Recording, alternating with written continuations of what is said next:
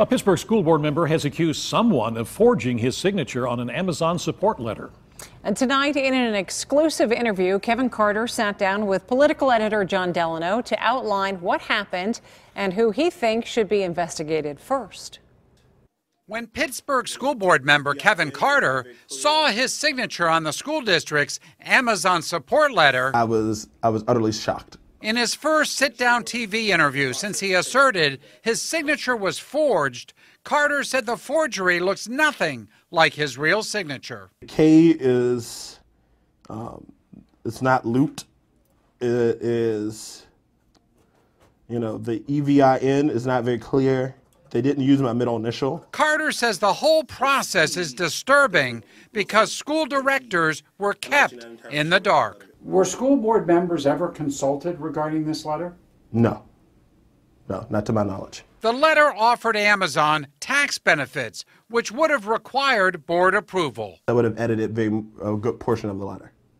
So you would have changed the letter? I would have changed the language, absolutely. Mayor Peduto said both Superintendent Anthony Hamlet and Solicitor Ira Weiss were deeply involved in the process. There was constant communication between Ira Weiss and our team on it.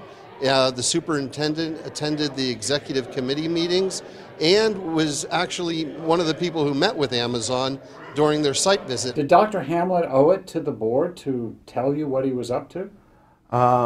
I think either he or the solicitor should have informed the board of their involvement in this process. This is one of the most bizarre whodunits that I've ever come across. Carter says, look to the people who had custody of the letter.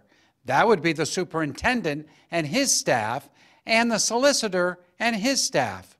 But there's no proof or allegation yet that either one of them was involved in forgery. I asked Carter directly. Do you think either the superintendent or the solicitor forged your name? I can't say for sure, but they both said that they did not. The solicitor has said an investigation is underway. But Carter says because of potential conflicts, it would be my wish that the investigation be taken over by the executive committee of the board rather than be handled by the solicitor's office or the superintendent's office.